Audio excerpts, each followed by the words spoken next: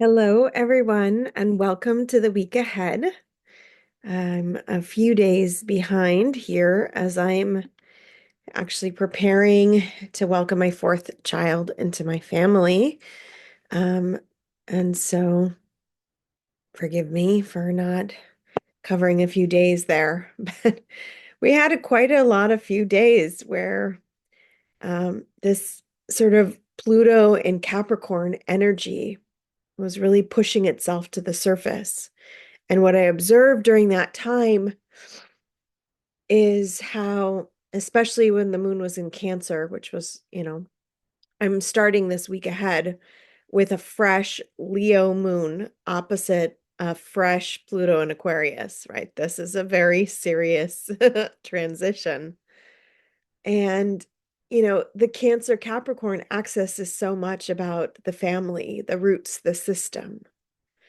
And the Aquarius Leo axis is about the individual and the collective, the child, the community, right? We move from the core conditioning of Capricorn, government structures, you know, father, Saturn ruled, and the core conditioning of Cancer, which is the moon to nourish, to care for, to gestate the baby, to help hold, you know, into a deconditioning process in Aquarius, right? Pluto, while it relates to the bottom line desire of the soul, what we are ultimately deconditioning is the most fundamental belief on earth that we are separate. That belief permeates all war, violence, pain, separation, all discontent in the world, all suffering in the world has that belief. We are separate. You and I are separate. You and your children are separate. You and your parents are separate. You and your boss are separate. You and your neighbor are separate.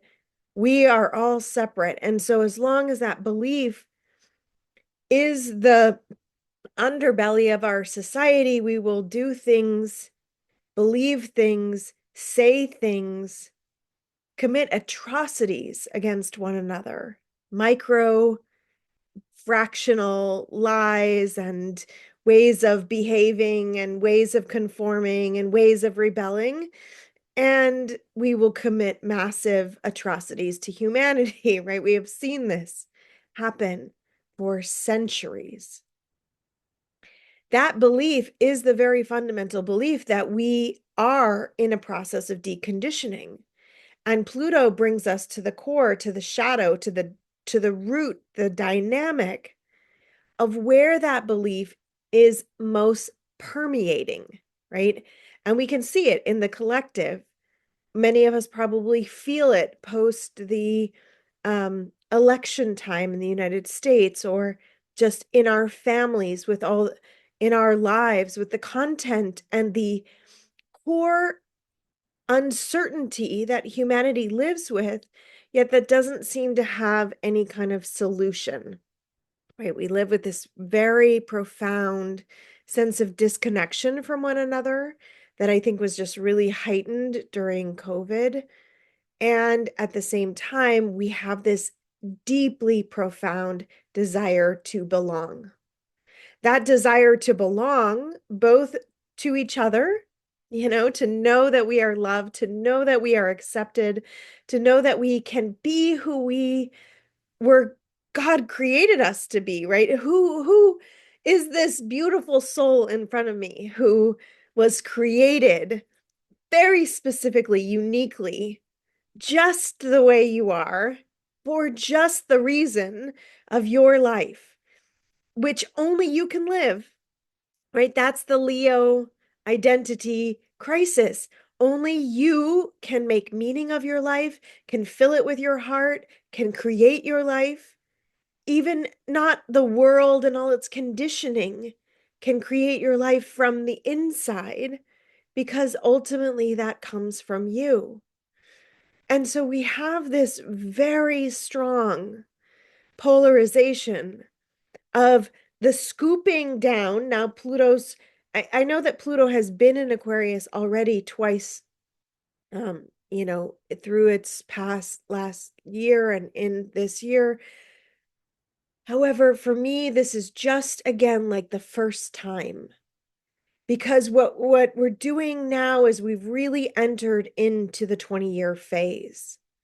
We've entered into the phase of our excavation of this part of the chart, Aquarius, where we get to discover the unique social, communal, connected, intellectual vibration that has permeated the collective, that seems to be like the neon lights going, you're separate, you're separate, you're separate, right? And at the same time, to disidentify from that, we have to know who we are as individuals, right? This is the Leo side. And what's on the Leo side right now is Mars. We have to know our desires. We have to know what creatively lights us up. We have to know what brings us joy. We have to know what we want to put our power into.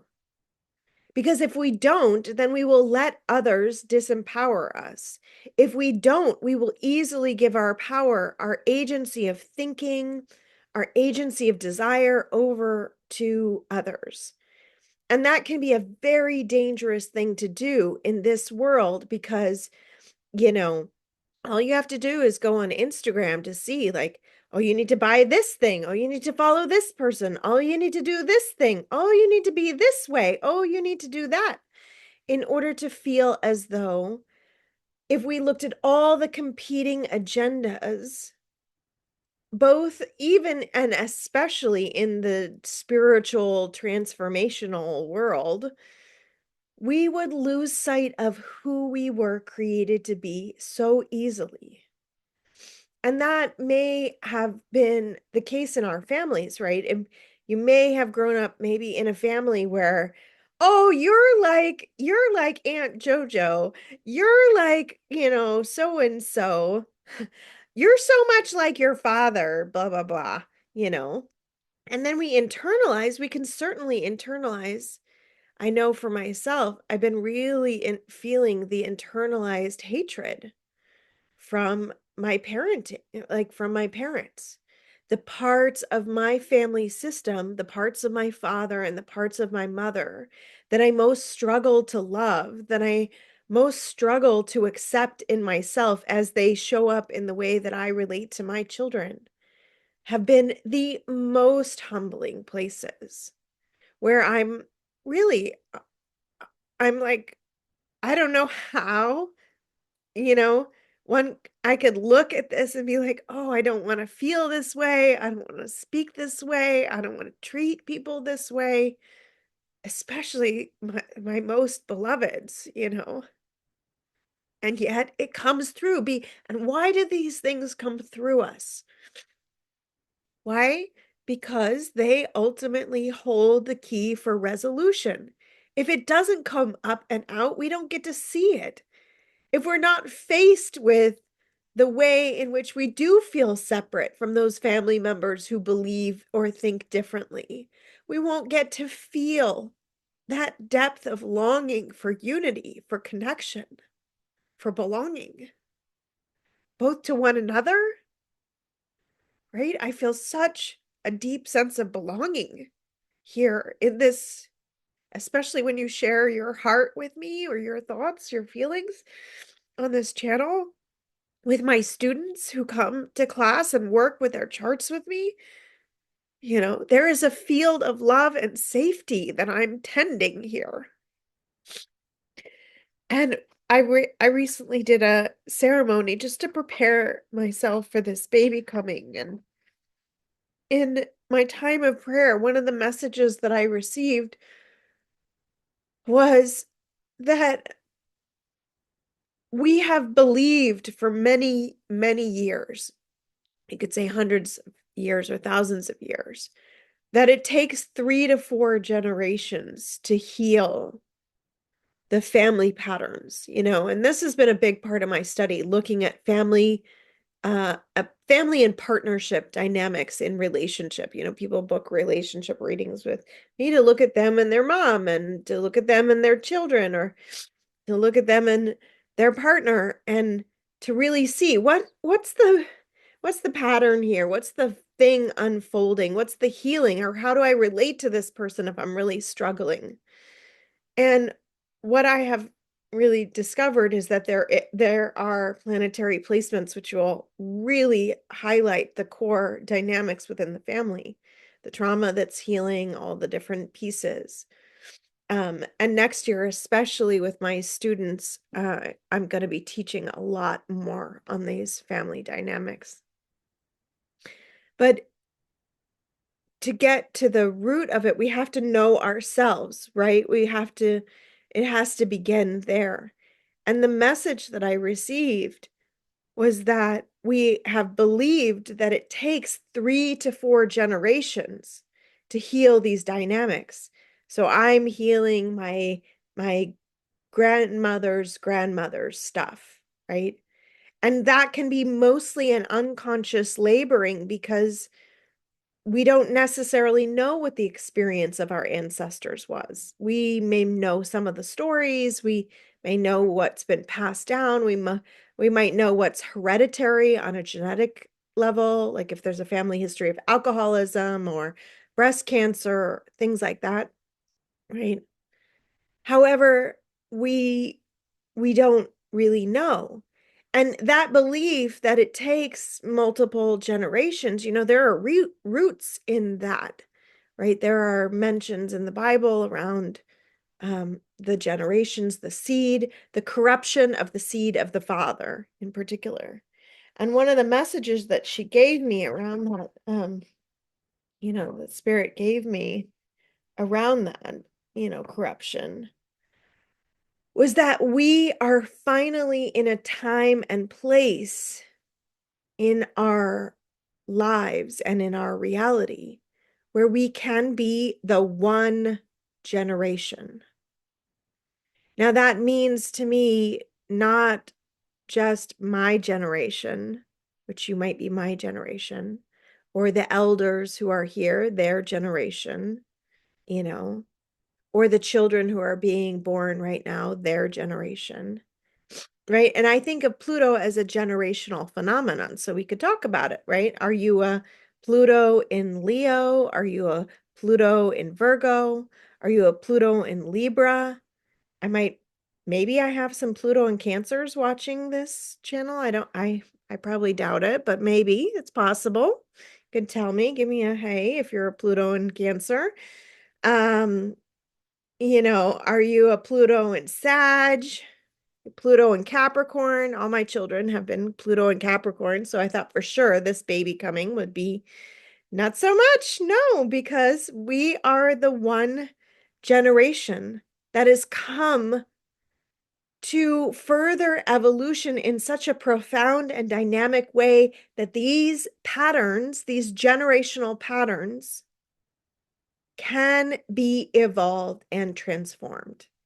And I think it comes down to transforming that root belief that we are separate, right? Knowing ourselves as connected to our source, created by that source, and connected to everyone else because everyone else was created by that source is fundamental to repairing the effects of having that belief be entrenched in our. It's like having fluoride in the drinking water, right? It's just there. You can't do anything about it. You can't, take it out. It's just there, right? You don't know if it's there or it's not there. Maybe it's not there. Maybe it is, but it's just there. There is a belief in separation that is just there in our society. Some of us have taken a lot more of it in, right? And have become very full of defenses and protections because we're separate, because we need to protect ourselves from those who can hurt and harm us.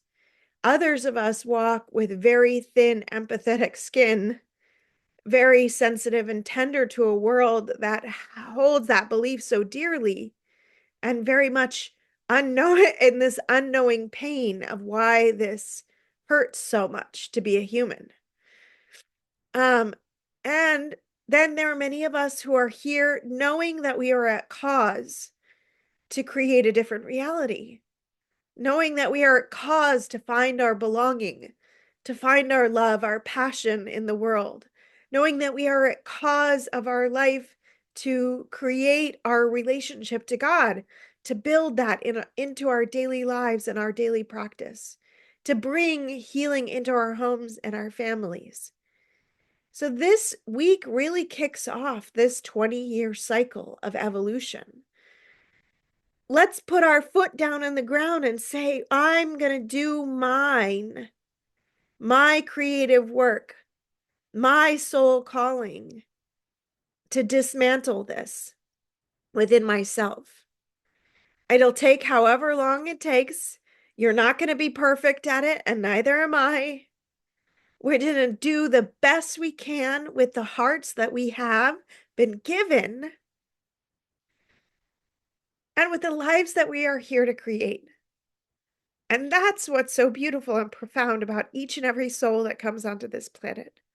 The uniqueness, the unique manifest destiny that they have, that you have, to make real your love in the world, to heal that belief in separation, which is just a big illusion that, enough people believe in illusion and it seems to become real.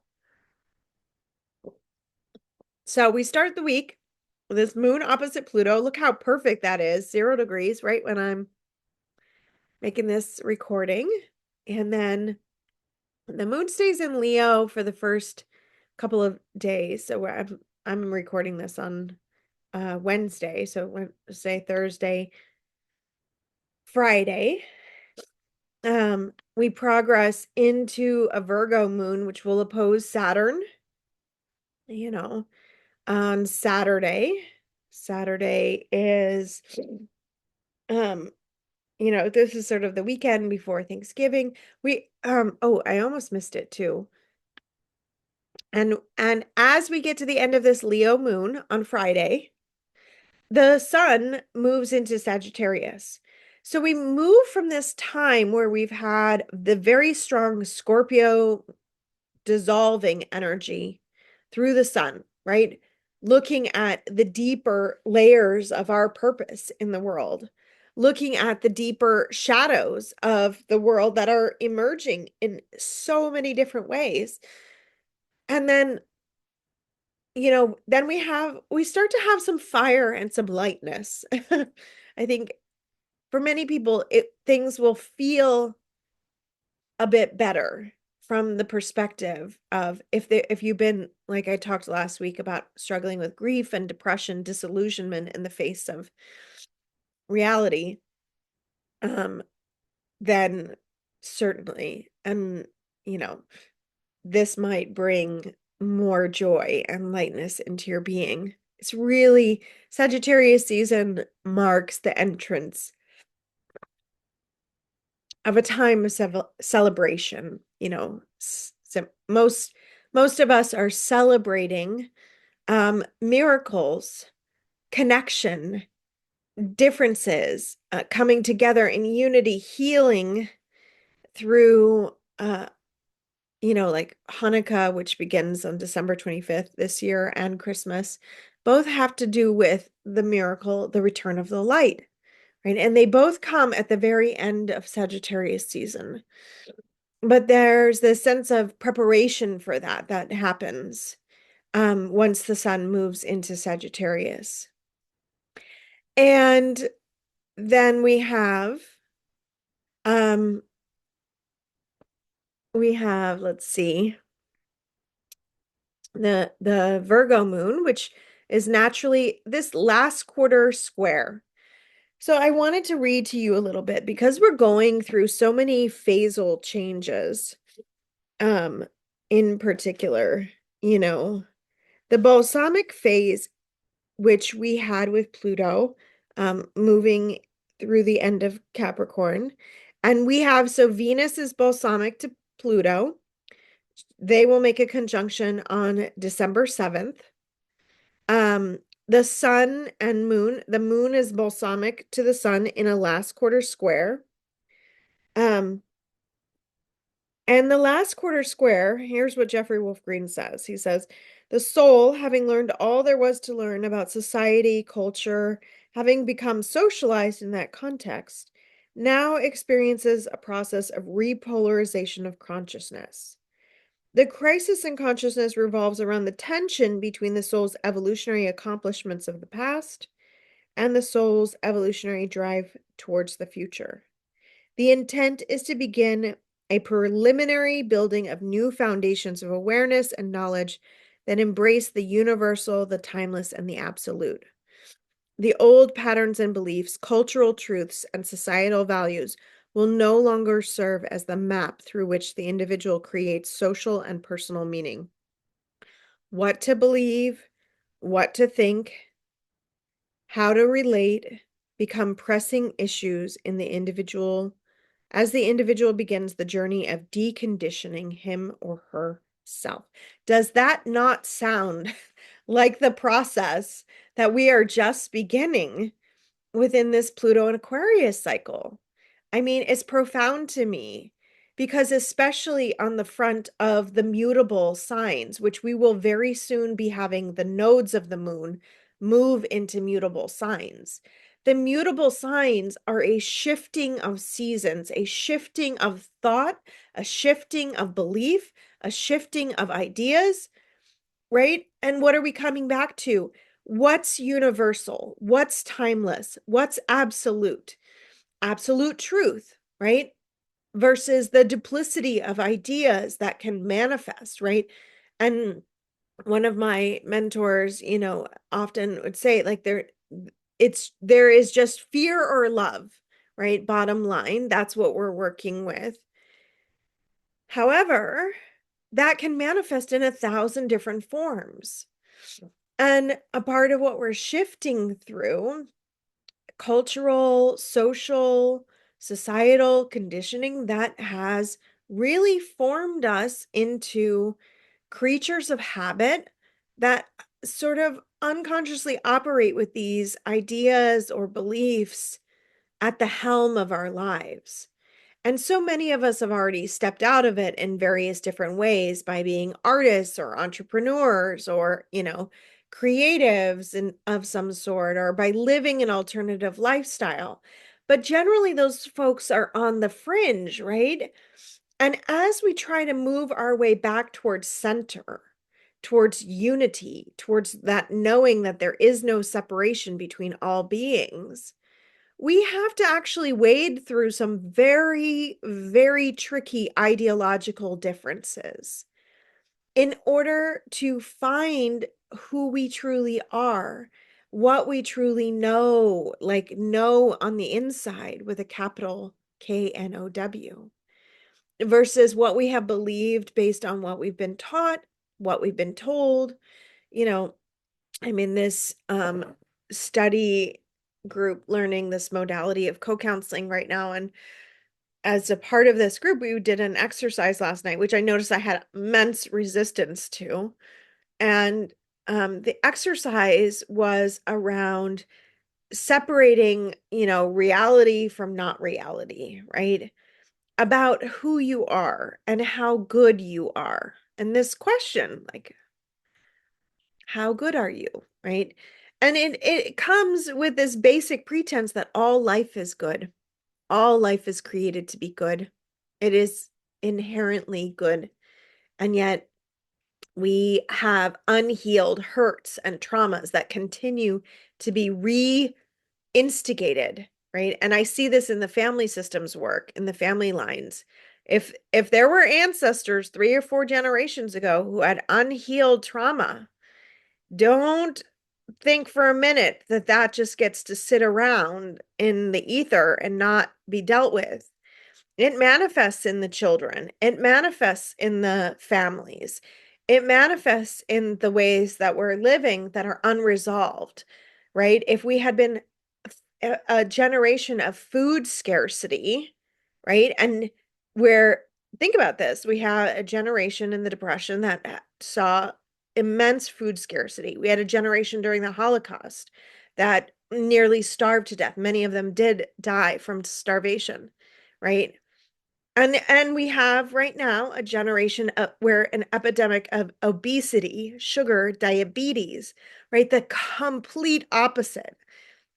An epidemic of pain medication and drug-induced, like opioid addictions, right? That is a manifestation of the unresolved trauma of that manifestation, right? We can't avoid it, but we have a clear calling to heal it because nobody wants to be living, overweight, sick, addicted to substances, separated from themselves or from others. Nobody truly desires that. No soul, I believe at least. And so there's something happening here where we're coming to recognize this particular phase that we're in and what it's initiating for us now in our own lives, right? And for each of us, this is going to be unique and it will feel in many ways part of a collective, or maybe I'm already giving expression to some of the pieces that you're healing. Um, but this powerful, closing cycle that we're working with here, we come around through the Virgo moon, and then the moon enters the sign of Libra on Monday. And when we get to the Libra transits, we're going to be going through one of the final real lunations here. A couple, every 28 days, the moon will pass through Libra and the moon will pass through Aries. So where it's conjoining with the north and south nodes. So the moon crossing the south node to me always represents a release of a Libra dynamic. And we have Venus in Capricorn right now, ruling Libra. So a release of the dynamic where our feelings, our needs, our desires, our capacity to feel heard and loved and in real relationship is being kind of sloughed off, right? I see like dead skin kind of falling off, like, because as we start this deconditioning process, we're going to learn how important it is for us to be who we are, not to please others, not to do things because we think that this will get us what we want, not to manipulate others or to be manipulated, but to truly and authentically know who we are and know what we need and be able to ask for that and be able to voice that, right? And having the honesty and the truth and the reflection to say what that is, while simultaneously understanding that there's still a possibility for disappointment, disillusionment, and because many people may be already kind of conditioned to you behaving in other ways, and that might be really challenging to their nervous systems, right? Or many people might be familiar with getting what their needs met from you, but at the detriment of your own needs. It may be very unfamiliar to ask for what you need and to be able to receive it, to believe that you're worthy of receiving it, or to be able to give, but to give from a full and honest and authentic place. And so whatever it is that this Libra moon time is a good time for releasing that. And then the moon comes right in to be here between Black Moon Lilith and Vesta, and moves to square Venus, right? So we're resolving things always in that square energy. Don't be afraid of the squares, right? The squares to me say, we're here to fix this. It's not going to work. It's not been working. What's it got to take to change this dynamic? If you're born with a lot of natal squares in your chart, yeah, you're going to have a lifetime of working it out. But to me, if you're born with a particular signature in your chart, you're also given the gifts within that same chart to actualize it, for sure. No soul comes here without the, you know, you have to have the willingness maybe and the choice and the desire to want to do that, right? Without that, it may be very easy, like when a planet squares the nodes, um, there's this element of flip-flopping back and forth between the resolution node, which would be that desire to resolve the dynamic in your life, and the past, or the way, the avoiding of that. And we can go through our whole lives kind of going back and forth between having that courage and confidence to do the work and then feeling stuck in the pattern and being somewhere on that continuum really at any given moment. But I do believe that if we come in here with it, if we come and we get the wound, right? So Chiron is a good example of this. We came in with the wound of betrayal from his family, abandonment, rejection. Further, as an adult, received the wounds of the world, the shot of the arrow that wounded him physically. And he, in his process, became responsible to teach himself how to heal himself, and thus became a teacher and a healer himself. That's the real thing. Like and everyone has that somewhere in their chart, where you're coming in with a particular signature of that you're working with in this lifetime, and it's exactly the gifts that you also have to give the world. That's making the bridge, right? And Jeffrey Wolf Green talks about the opposition as the evolutionary bridge. That's how we cross the bridge. And so as we go through this balsamic, this dark time of the moon, and we're really releasing these past, relational patterns, it's because we've already started this Pluto excavation through Aquarius to get to the root of that ultimate belief in separation. And as we do that, we will find more and more things that we have to let go of. We will find relationship patterns. I don't think we always have to let go of the relationship as much as we often have to let go of the thing that we're holding inside, or the belief or the idea, or even the way of like relating to the other person, right? Which might have to change in many different ways, but we can. And as this all is happening, we notice Mercury stations retrograde. So we begin the end of this year, and Mercury's station date is actually the 25th. I'll go back a little bit. Yeah, so Monday the 25th is when Mercury stations retrograde, just before that crossing of the moon on the south node.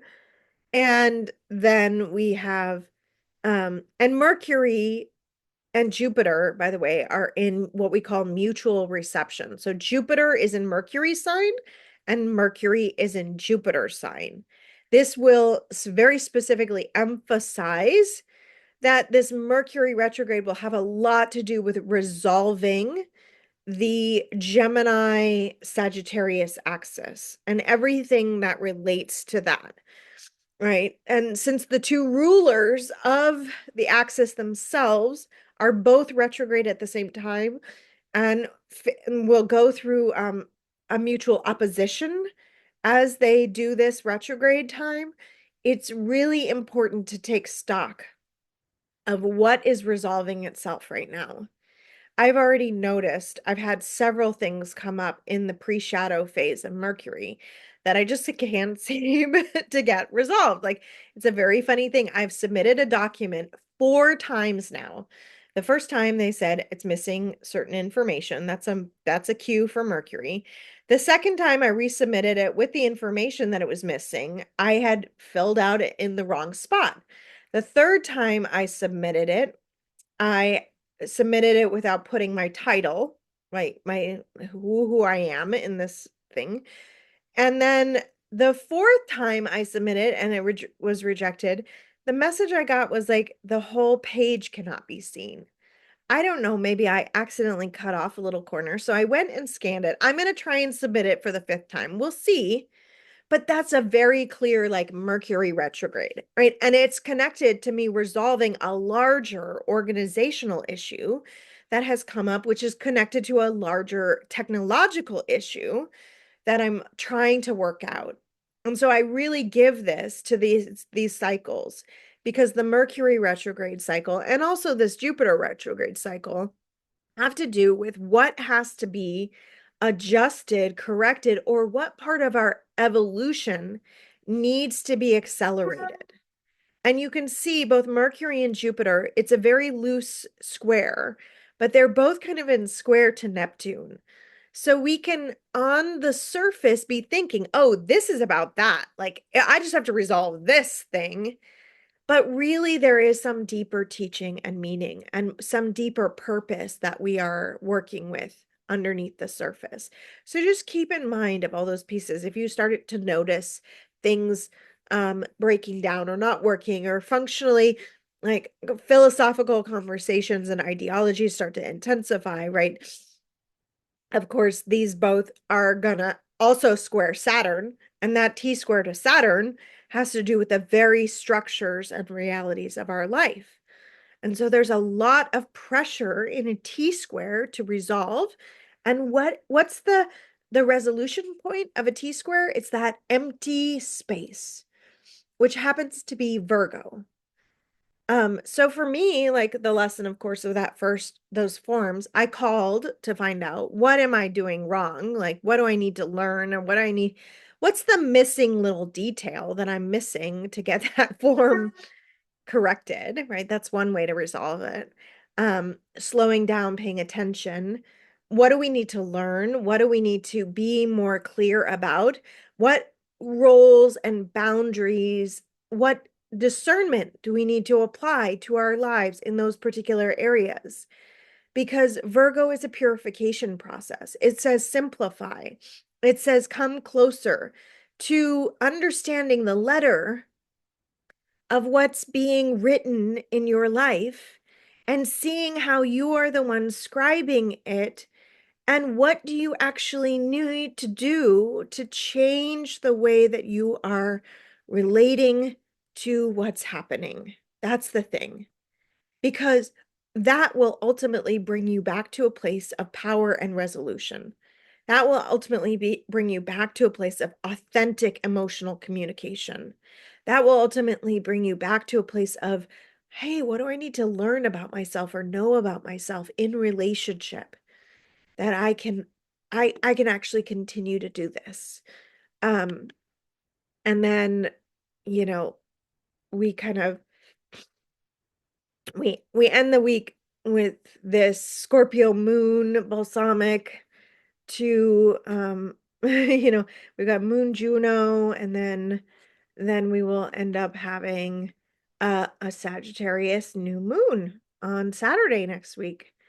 And so one of the things, my due date is somewhere between November 26th and December 1st, right? So we've got quite a lot of options here as we went through it. I wanted to play a little game. If you're interested, feel free to participate of guessing the sun, moon, and rising of the baby, this soul that's with us right now. So we went through anytime. I'm like ready any day now. Um, we went through the Leo moon all the way to the Saggy moon of my official due date. And of course, I could go beyond that, which would be the Capricorn moon. Um, so feel free if you want to take a guess for the sun, moon, and rising. So we only have a couple more days here of Scorpio sun, and then we would be in the Sag sun realm. We have plenty of moon options all the way from Leo moon to Capricorn moon, maybe even Aquarius moon. I would doubt that, but you never know. And so you could make a guess from and of course then any of the 12 signs of the zodiac, because the ascendant will rise, changes every 6 minutes, and we'll move through all the signs. If there's someone who gets it right, like exactly right, I will notify you and you will win a mini reading with me. We'll do a little session after my postpartum phase, which will be the first month that the baby is born. We'll schedule something, but I would love to, invite you to play with me and see what this soul is bringing. We know for sure that they're a Pluto and Aquarius baby, and I look forward to discovering and meeting them. They've been a total mystery to me this time. Decided not to know the gender or anything. And I'd love to hear from you if there's something in this message this week ahead that touched your heart. I'm hoping to get the December monthly video out also before I go into labor. We'll see. Hopefully that'll happen. And I really, I just want to say from the bottom of my heart how much I appreciate your presence here on this channel. To me, it is a true testament to our belonging to be together. And I am so grateful for you. So, hope you have a beautiful, blessed week discovering your specific evolutionary intention for this life. And if there's any way I can be of service to that, I am doing readings through the end of next week, through Thanksgiving.